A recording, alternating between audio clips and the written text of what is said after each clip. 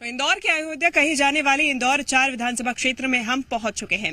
यहां से विधायक है मालिनी गौड़, जो पिछले 3 बार से विधायक है। 1993 से बीजेपी का इस सीट पर कब्जा है। सुरजीत सिंह चड्ढा को 40,000 से ज्यादा मतों से 2018 के चुनाव में मालिनी गौड़ ने हराया था। ऐसे में वर्चस्व माना जाता है भाजपा का इस सीट पे। अभेद्य किला भी ये सीट भाजपा की कही जाती है। ऐसे में कांग्रेस के लिए चुनौती क्या क्या रहने वाली है, ये एक बड़ा ही चर्चा का विषय बना हुआ है, क्योंकि लंबे समय से भाजपा इस सीट पर काबिज है। लेकिन लंबे समय से जनता के क्या मुद्दे रहे हैं, लंबे समय से भाजपा के इस सीट पर काबिज होने के बाद भी क्या कुछ समस्याएं ऐसी हैं जो जनता के बीच अभी भी बनी हुई हैं, या फिर संतुष्टि या फिर आक्रोश, जो भी है जनता के बीच क्या है, ये जनता से ही जानने की कोशिश करेंगे। तो सबसे पहले शुरुआत करेंगे इस कार्यक्रम की जनता के सवालों से ही और जनता के जवाबों से ही। जनता से जानने की कोशिश करेंगे विधायक जी के कार्यकाल से कितनी संतुष्टि।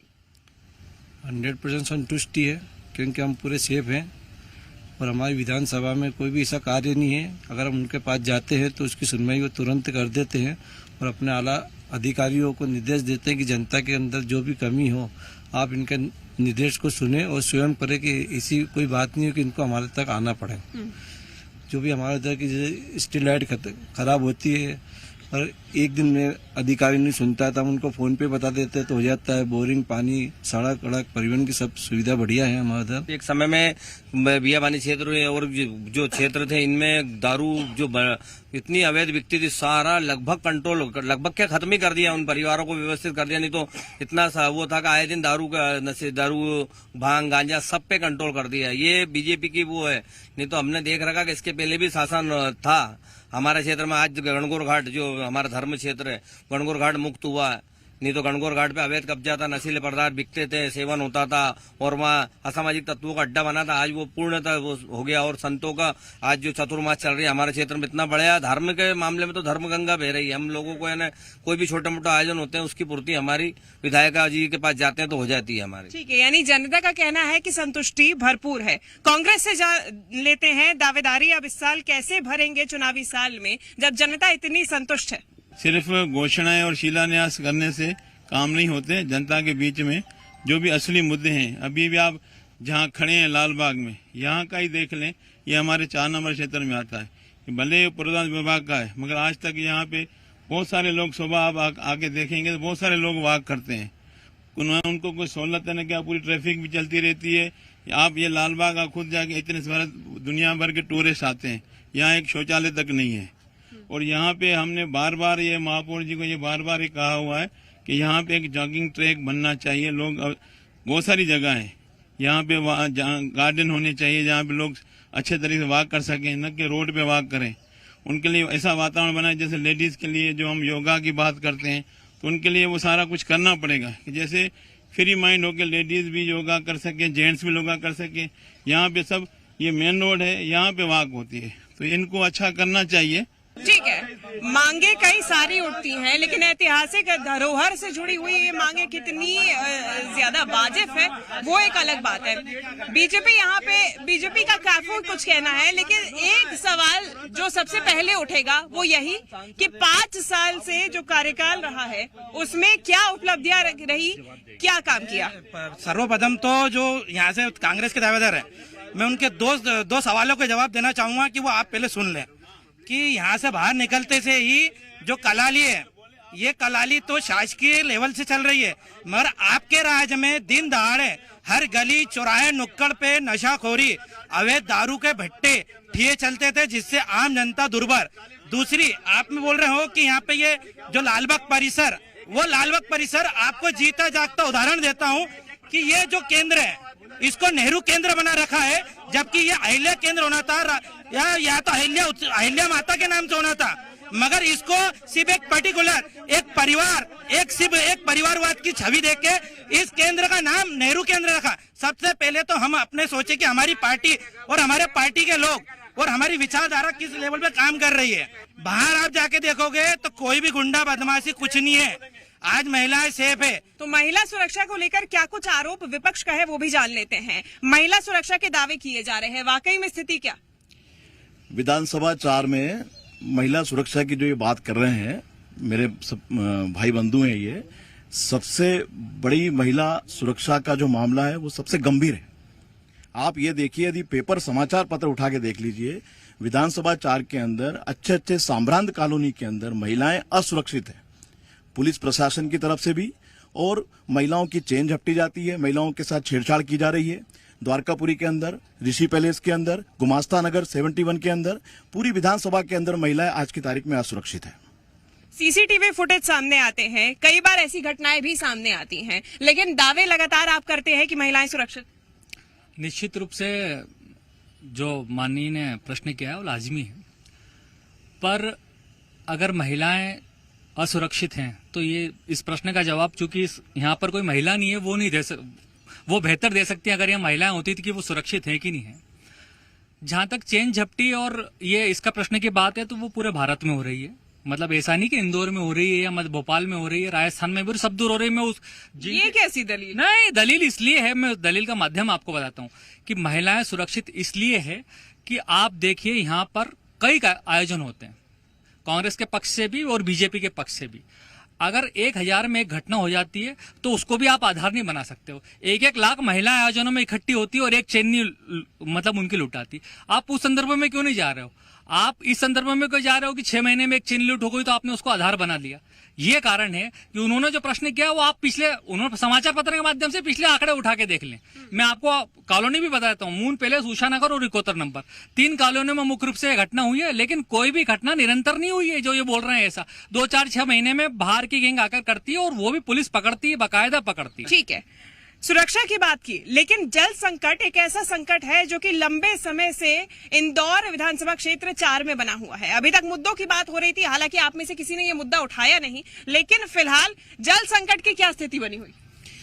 देखिए, मैं सबसे पहले तो ये कहना चाहता हूँ, मालिनी गौड़ जी यहाँ से विधायक हैं, वो पहली बार तो कभी आज तक कोई विधानसभा, उनकी विधानसभा में किसी भी वार्ड में वो घूमी नहीं है आज तक। ये विषय है, पानी की समस्या हो चाहे गंदगी की समस्या हो, आप देखो इन्होंने सीवरेज वाला काम करा था, उसमें भी भ्रष्टाचार किया है। पानी कहीं भी नहीं है, द्वारकापुरी के अंदर भी आप जाके देख सकते हो, उसके आसपास की कॉलोनी में देख सकते हो, अभी नर्मदा वहां पहुंची नहीं है। इतनी तकलीफ में बोरिंग के लिए इनके पास में कई लोग जाते हैं, कॉलोनी के लोग, उनके पास में जवाब ही नहीं रहता है। मतलब विधायक जी जनता के बीच पहुंचती हैं या नहीं, ये बड़ा सवाल।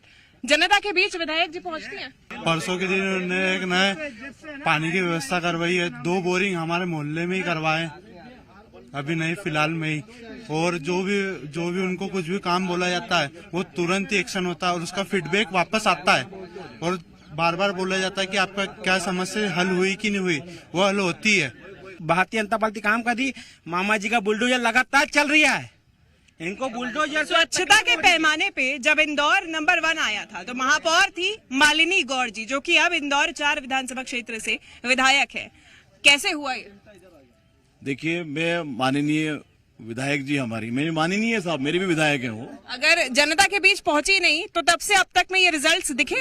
देखिए, मेरी बात सुनिए आप, इंदौर 4 के जो प्रमुख मुद्दे हैं, मैं आपके माध्यम से बताना चाहता हूं कि सुनियोजित भ्रष्टाचार और अनियोजित विकास। आप ये देखिए कि विधानसभा 4 के अंदर एक सड़क को 3-3 बार 4-4 बार खोदा गया। ठीक है, हम आप जो मूलभूत जो व्यवस्थाएं होना चाहिए, यदि मान लो आपको ड्रेनेज की प्रॉपर लाइन डालना है, वाटर सप्लाई की लाइन डालना है, तो पहले आप उस सुविधाओं को पहले दो, उसके बाद सीमेंट सड़क का निर्माण करो। अभी क्या हो रहा है पूरे विधानसभा 4 के अंदर, मैं बताना चाह रहा हूं कि कई सड़कें जो 3-3, 4-4 बार बन गई, उसको फिर से उखाड़ा जा रहा है, फिर से ड्रेनेज लाइन डाली जा रही है, फिर से वाटर लाइन डाली जा रही है। इस बीच में फिर वो केबल वाले आ जाते हैं, फिर उसमें अपना अवंती का गैस वाला आ जाता है, फिर सड़क खोदी जाती है। तो ये क्या है? बार बार टेंडर की प्रक्रिया होना, इससे बिल्कुल साफ स्पष्ट विधानसभा 4 में जा रहा है कि टोटल ही सुनियोजित भ्रष्टाचार, अनियोजित विकास की गाथा पिछले 40 साल से मालिनी हमारी भाभी जी, आदरणीय माननीय हमारी विधायक जी के नेतृत्व में और महापौर के नेतृत्व में ये काम हो रहा है, और एक खुला भ्रष्टाचार है। सुनियोजित भ्रष्टाचार, अनियोजित विकास, वाकई में ये स्थिति है कि, और ऐसा तो फिर जनता को सुविधाओं पहुंचाने के नाम पर जनता को ही असुविधा क्यों? देखिए, विकास की अगर हम बात करें तो इंदौर शहर में सबसे ज्यादा विकास हमारी 4 नंबर विधानसभा में ही हुआ है, और विकास सिर्फ 4 नंबर विधानसभा तक ही भाभी ने सीमित नहीं रखा है। जब भाभी इंदौर शहर से मेयर थी तो संपूर्ण इंदौर शहर में जो विकास का आयाम मेरे हिसाब से इस मेयर कार्यकाल में हुआ है, इसके पहले मैं नहीं मानता कि कभी हुआ हो। और अगर इंदौर तो ठीक है, इंदौर को पूरे देश में एक बार ही नहीं लगातार 6 बार इंदौर को गौरवान्वित किया है, इंदौर को नंबर 1 बनाकर। अगर इंदौर लगातार 6 बार नंबर 1 बना है तो ये मैं कहूंगा कि ये हम लोगों के कहने से कुछ नहीं होता, ये पूरा देश कह रहा है कि इंदौर कितना स्वच्छ, सुंदर और कितना डेवलपमेंट यहाँ हुआ है। 4 नंबर क्षेत्र में पुरानी जितनी भी कॉलोनियां हैं, लगभग उसमें से आधी से अधिक कॉलोनी 1980, 1981, 82, 85 के समय बनी हुई है। तो उन कॉलोनियों की जितनी भी ड्रेनेज है, आज जो जनसंख्या है उसके हिसाब से पर्याप्त नहीं है। 4-4 इंच की लाइनें डली हुई है। अब चूंकि लोग इस क्षेत्र में आकर बसे, सिटी से इस क्षेत्र में आके बसे, जनसंख्या बढ़ी, तो निश्चित ही उन ड्रेनेज लाइनों को आपको हटाकर नई ड्रेनेज लाइन डालना पड़ेगी। और उसके लिए रोड के बीच में से अगर कंस्ट्रक्शन करना है तो करना पड़ेगा, जनता के विकास के लिए काम करना पड़ेगा। तो इसमें कहाँ आपको सुनियोजन नहीं लग रहा, क्योंकि 80 के हिसाब से, 85 के हिसाब से कॉलोनियां बनी हुई है और उस हिसाब से उसमें ड्रेनेज लाइन उतनी सड़कें चौड़ी है तब के विकास के हिसाब से। और आज हम 2023 में बात कर रहे हैं, तो 2023 के हिसाब से कैसे भी करके उसका नियोजन करना पड़ेगा और प्लानिंग करना पड़ेगी कि ड्रेनेज कैसे प्रॉपर हो। पानी की लाइनों की भी यही समस्या, अभी जो पानी की लाइन इन्होंने बोली। 3 बार की विधायक, लेकिन क्या अभी तक प्लानिंग ही नहीं हो पाई? 5 साल का ये कार्यकाल भी बीत गया। कर रहे हैं ना, कर रहे हैं। कम से कम 12 करोड़ की ड्रेनेज लाइन डली है 4 नंबर में 3 बार के विधायक कार्यकाल के दौरान। इस पूरे इंदौर शहर में महिलाओं के शौचालय की समस्या, महिलाओं के लिए स्पेशल, पुरुषों के संदर्भ में बात नहीं कर सकता, स्पेशल महिलाओं के लिए कम से कम 100 से अधिक शौचालयों का निर्माण उनके महापौर कार्यकाल के दौरान होता रहा है। और 20 सुलभ कॉम्प्लेक्स इस 4 नंबर क्षेत्र में बने हुए महिलाओं की सुविधा के लिए। तो ऐसा नहीं कि महिलाओं की सुविधाओं के लिए ध्यान नहीं रखा गया। हर कार्य क्षेत्र में आप यहाँ पर खड़े हैं, ये सड़क जो बाहर जाती है बाउंड्री रोड से बीजेपी के शासन में बनी है। जो भी काम होता है, प्लानिंग होती है, उसमें 3-4 डिपार्टमेंट इन्वॉल्व होते हैं। किसको केबल डालनी है, किसको वो क्या गैस डालना है। कहने का मतलब ये है कि आप पूरा कोऑर्डिनेट, जैसे कोई भी आप बिल्डिंग बनाते हैं, ये तो तय होता है ना कि आप पहले कॉलम बनाएंगे, पहले बीम बनाएंगे। ये नहीं हो रहा है।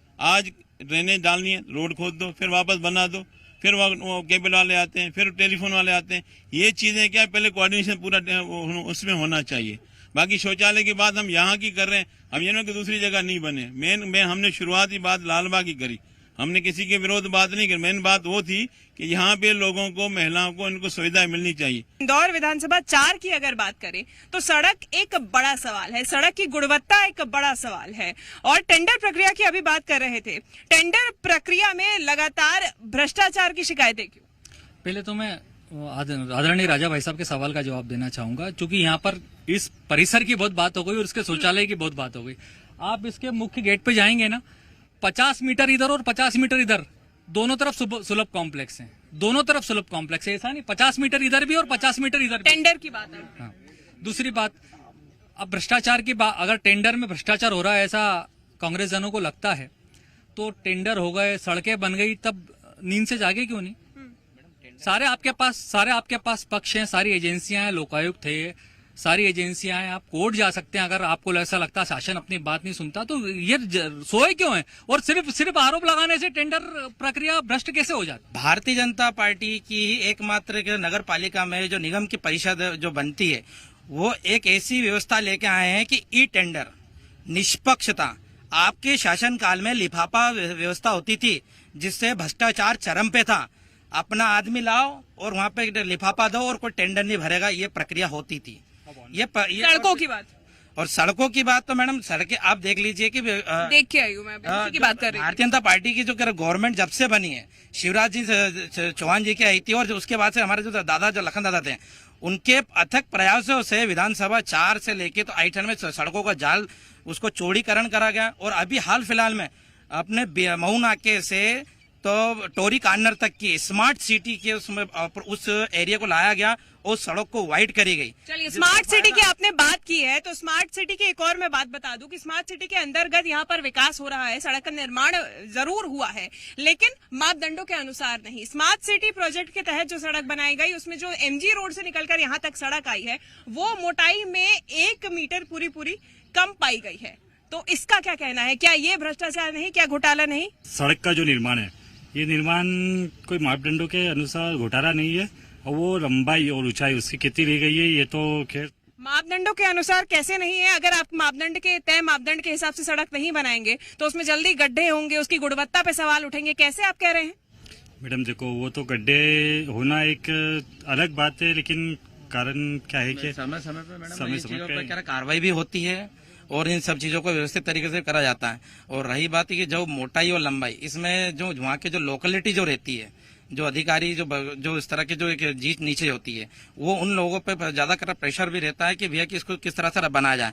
अब जनप्रतिनिधि हर वक्त इंस्पेक्शन तो करता है, मगर वो 24 आवर्स वहाँ पे रह के नहीं कर सकता। यानी कि स्मार्ट सिटी प्रोजेक्ट इतना बड़ा प्रोजेक्ट और उसमें भी आपकी निगरानी नहीं रह सकती। इसमें जनप्रतिनिधि तत्काल जाता भी है, उसका इंस्पेक्शन भी होता है, बट उसको हर वक्त करे 24 आवर्स की आप मॉनिटरिंग ना आप कर सकते हो ना। एक बार तो करेंगे सर। मगर उसके ऊपर कार्रवाई जरूर होती है, शिकायत आती है, उस पर त्वरित कार्रवाई होती है। फिर उतने काम का मतलब क्या? पूरी रोड बन गई, उसके बाद जब निकलेगी? आज आप वैसे तो पहली बार ही मैंने सुना है कि 1 मीटर उसकी चौड़ाई कम कर दी गई है। अगर आज आपने तो स्मार्ट सिटी के ही उसमें नहीं, आप बता पोर्टल पे हाँ आप बता रहे हैं तो मान रहे हैं हम आपको। हो सकता है कि टेक्निकल कुछ उसमें दिक्कत भी हो, लेकिन आज आपने विषय संज्ञान में लाया कि स्मार्ट सिटी के पोर्टल पे क्या उसकी विड्थ है और आज क्या है, तो इसकी आपके माध्यम से मैं जी न्यूज को धन्यवाद देना चाहता हूँ कि पहली बात तो ये बात संज्ञान में लाई गई और निकट भविष्य में जल्दी ही इसकी पत्र लिख के जांच करवाई जाएगी कि जी न्यूज के माध्यम से हमें यह जानकारी प्राप्त हुई है कि भैया इसकी विड्थ तो जो है कम है, पोर्टल पर ऐसी है। अगर पोर्टल पर कोई गलती हो तो उसे सुधारा जाए और अगर स्पॉट पर कोई गलती हो तो उसे सुधारा जाए। और अगर इसमें त्रुटि की काम कराए जाने की बात हो रही है, लेकिन अभी तक काम कितना किया गया ये बात चल रही है। आपसे कुछ ही देर पहले हम महिला सुरक्षा की बात कर रहे थे और ये बात उठी थी कि महिला हमारे बीच में नहीं है। अब एक महिला हमारे बीच में है।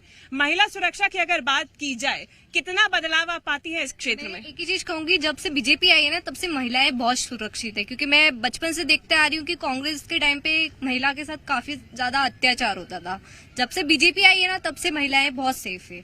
और दूसरी चीज कि सिटी बस में महिलाओं के लिए सुविधाएं बहुत अच्छी है कि और फ्री वाईफाई भी है। और सेकंड चीज ये कि राखी के टाइम पे महिलाओं के लिए बस का टिकट नहीं लगता है। महिलाओं के लिए सुविधा पर्याप्त दी जा रही है। महिला खुद का कहना है सुरक्षा के लिहाज से भी काफी ज्यादा अब बदलाव देखने को मिले हैं। मैडम, विकास की बात कर रहे हैं, मैं आपको बताना चाहूंगा ये वार्ड 72 महावर नगर, ये मेन रोड पे पार्षद दिन भर में कम से कम 2 बार 3 बार निकलते हैं। इसके 1 महीने से हम लगातार शिकायत कर रहे हैं। उसके बाद भी ये मेन रोड पे गड्ढा खुदा हुआ है, वहाँ ये गाड़ियाँ आप देख रहे हैं। आंगनवाड़ी बालवाड़ी है, उसके पूरी जर्जर हो रही है, स्कूल जर्जर हो रही है। उसकी शिकायत हम लगातार कर रहे हैं। उसके बाद भी ना तो विधायक ध्यान दे रही हैं, ना ही पार्षद ध्यान दे रहे हैं और ना ही महापौर ध्यान दे पा रहे हैं। ये स्थिति है। तो स्थिति जो जमीनी हकीकत है वो सबसे बेहतर जानती है जनता, और जनता अब इन स्थितियों को देखते हुए, तमाम ये जो मुद्दे हैं चुनावी, उनको देखते हुए कितना किस पे मोहर लगाती है, कितना किस पे विश्वास जताती है, अब ये देखने वाली बात होगी। फिलहाल जनता जनार्दन में इतना ही। कैमरामैन मनीष मकर के साथ जी मीडिया के लिए शिवांगी द्विवेदी।